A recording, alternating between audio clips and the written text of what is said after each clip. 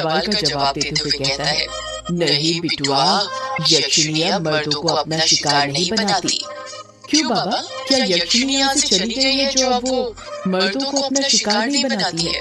वो बूढ़ा युग के पास जाते हुए कहता है, वो गई नहीं है, शांत हो गई है। शांत हो गई है? मतलब ये कि आज से 13 साल पहले उस ग्रेवयार्ड कोठी में एक लेखक बाबू रहते थे। उन लेखक बाबू को ही उस यक्षिणी ने अपना आखिरी शिकार बनाया था।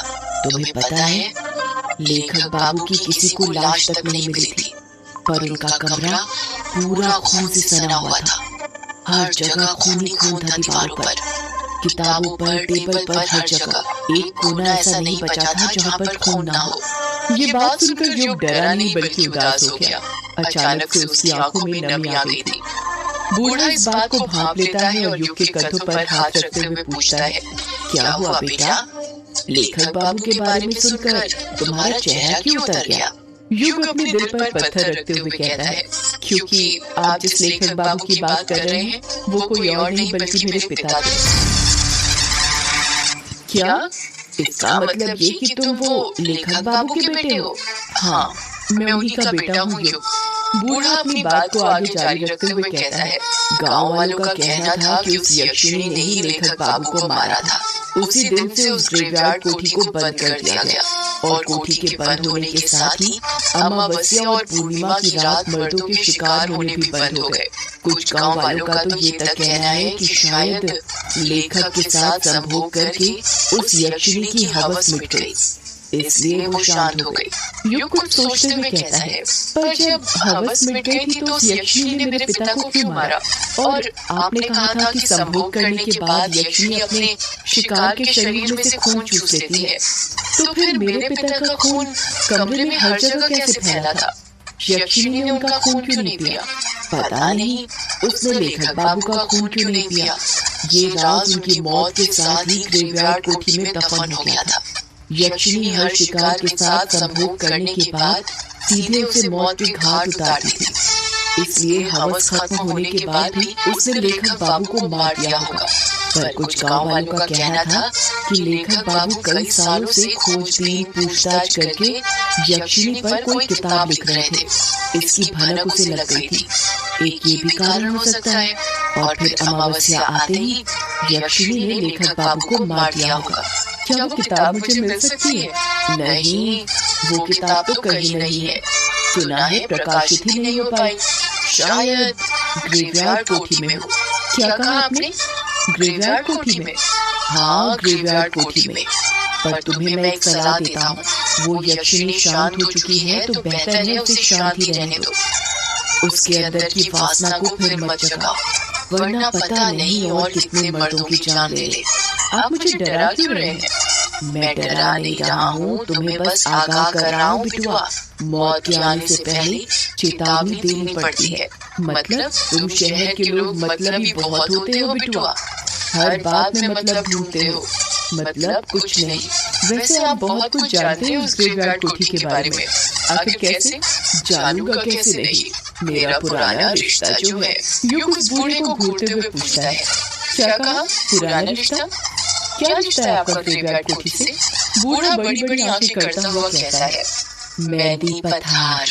युग अपना मुंह फाड़ते हुए कहता है, मेहंदी पठार मतलब ये बिटुआ कि मेहंदी पठार स्टेशन आ गया है। चलो जल्दी उतर जाओ। ट्रेन मेहंदी पठार स्टेशन पर आकर रुक गई थी। युग और वो बूढ़ा अपना अपना सामान लेकर ट्रेन से नीचे उतर जाते हैं।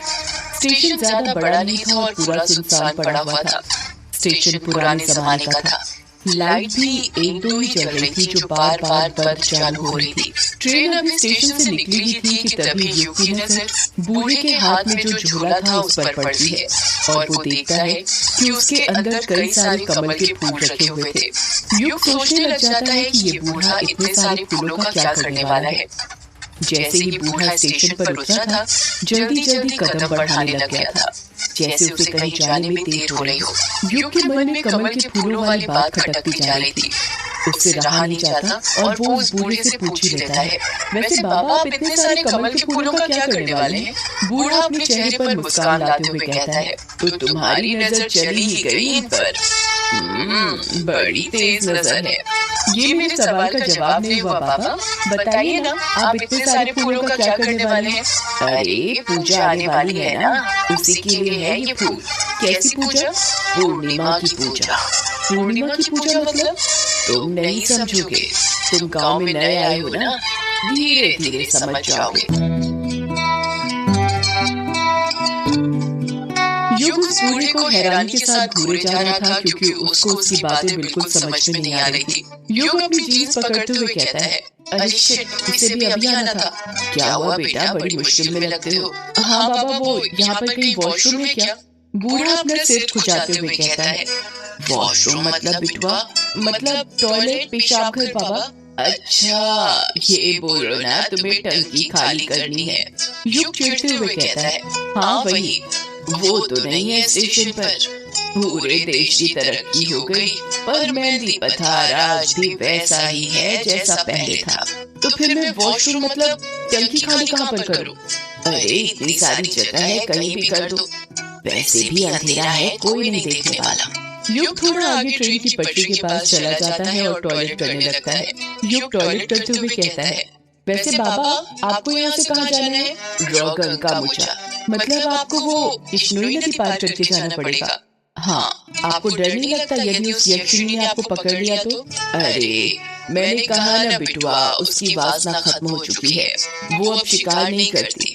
और वैसे भी आज पूर्णिमा या अमावस्या थोड़ी है जो मुझे अपना शिकार बनाए। वैसे आप रोगंका मुचा में कहाँ रहते हो? रोगंका मुचा में किश्नोई नदी का जो घाट है ना, वहीं पर रहता हूँ। युग कुछ सोचते हुए कहता है, ये तो वही घाट है जहाँ पर वो यक्षिणी भटका करती थी। पापा कहते थे कि अक्सर यक्षिणी किश्नोई नदी के दोनों घाट के पास ही भटका करती थी। कोई जवाब नहीं आता है। युग फिर पूछता है, बताइए ना बाबा, आप चुप क्यों हो गए?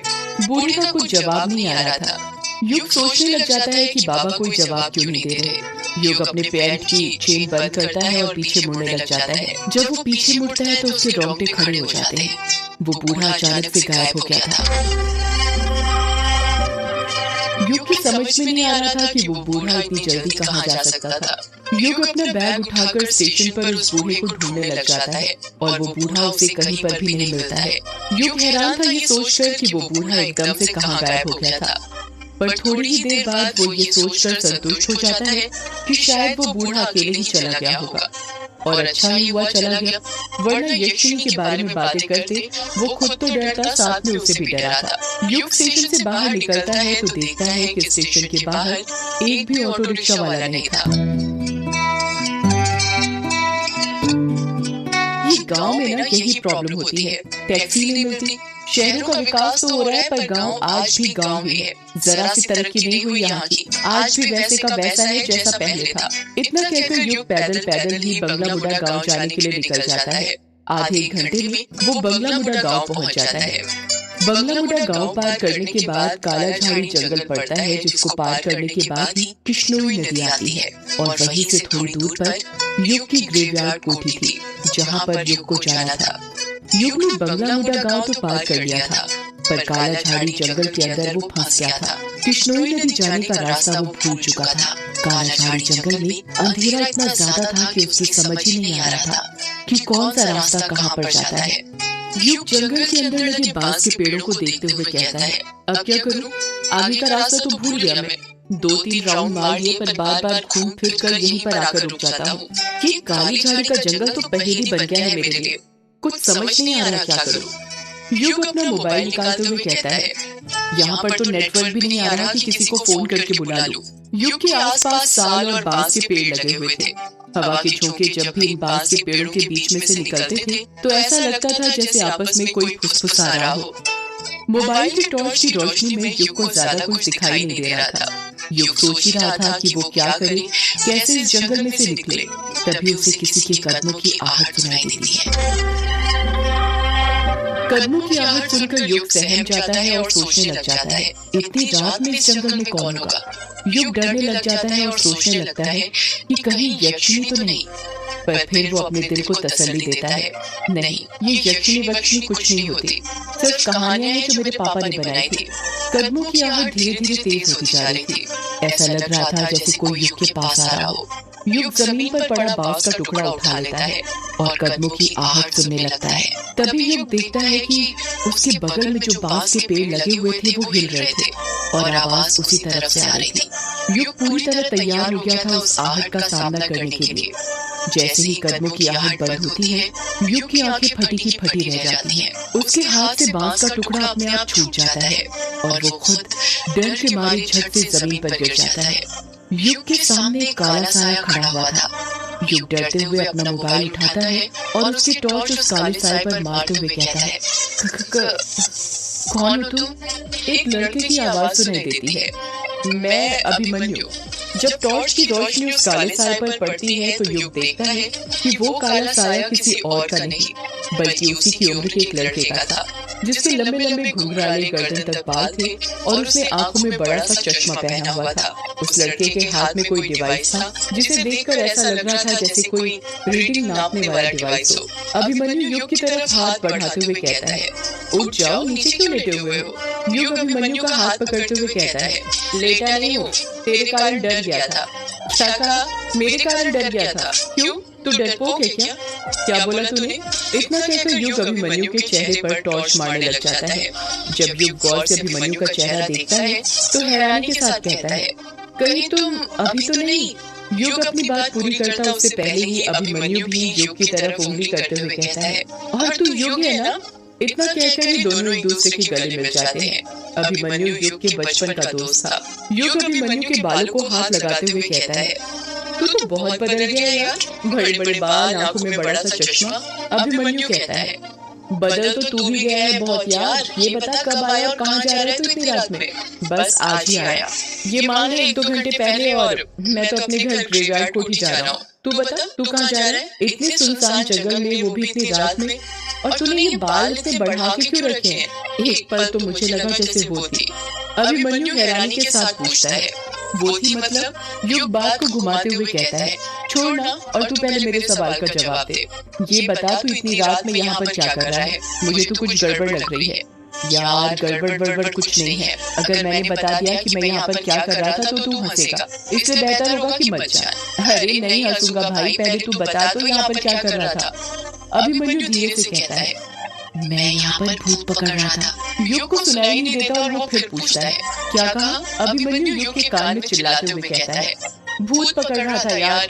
अभिमन्यु की बात सुनकर युग जोर जोर से हंसने लग जाता है और कहता है, तू पागल हो गया है क्या? ये कैसी बातें कर रहा है? मुझे लगा तेरी बचपन की आदत भूतों पर विश्वास करने की चली गई होगी और तू अब समझदार हो गया होगा। तू तो अभी भी नहीं सुधरा यार, पूरा वैसे का वैसा है जैसा बचपन में था, डब्बा का डब्बा। अभिमन्यु नाराज होते हुए कहता है, मैंने कहा था ना तू हंसेगा, इसलिए नहीं बता रहा था। युग को गिल्टी फील होने लगती है और वो धीरे से कहता है, सॉरी यार, चल छोड़। ये बता, क्या करता है आजकल तू? मेरी गुवाहाटी में जॉब है, अभी छुट्टियां मनाने आया हूँ। गुवाहाटी में जॉब है, पर किस चीज की? अभी तो बताया। क्या बताया? भूत पकड़ने की। मैं एक सर्टिफाइड पैरानॉर्मल एक्टिविटी एक्सपर्ट हूँ। हम लोग भूत खोजने का काम करते हैं। अभिमन्यु की बात सुनकर युग अपनी हंसी रोक नहीं पा रहा था। वो हंसते जा रहा था। यार तू हंस क्या रहा है? हंस ले। जिनको कम नॉलेज होती है वो अक्सर अपने से ज्यादा नॉलेज वालों को पागल ही समझते हैं। शायद तुझे पता नहीं है, हमारे इंडिया में 10 सर्टिफाइड पैरानॉर्मल सोसाइटीज हैं जो भूत खोजने का काम करती हैं। मैं भी उसी सोसाइटी से सर्टिफाइड हूँ, समझा? युग हंसते हुए कहता है, ये बता कि आज तक कोई भूत खोजा है या नहीं खोजा? अभी तक तो नहीं खोजा, पर जल्द खोज लूंगा। और वो कैसे? अभिमन्यु अपने हाथ का डिवाइस दिखाते हुए कहता है, इसकी मदद से। युग हैरानी के साथ पूछता है, ये क्या है? इसे इलेक्ट्रोमैग्नेटिक फील्ड मीटर कहते हैं। मतलब ये कि इस मीटर का इस्तेमाल एक टाइम के अंदर इलेक्ट्रोमैग्नेटिक फील्ड में होने वाले अंतर को जांचने के लिए किया जाता है। कहते हैं किसी जगह पर जब भूत प्रवेश करते हैं तो वहाँ की इलेक्ट्रोमैग्नेटिक फील्ड में बदलाव आता है। इस तरह भूतों का पता लगाया जाता है। इसमें एक अलग तरह का सेंसर भी लगा होता है जो बजता है और हमें बताता है कि हमारे आसपास कुछ अदृश्य शक्तियाँ हैं। युग कुछ बोलता उससे पहले ही वो इलेक्ट्रोमैग्नेटिक फील्ड मीटर बजने लग जाता है। युग हैरानी के साथ पूछता है, ये क्या हो रहा है? ये डिवाइस इतनी आवाज क्यों कर रहा है? अभिमन्यु अपने आसपास देखते हुए कहता है, ये संकेत है कि हमारे आसपास कुछ है। युग धीरे से कहता है, मतलब भूत? हाँ।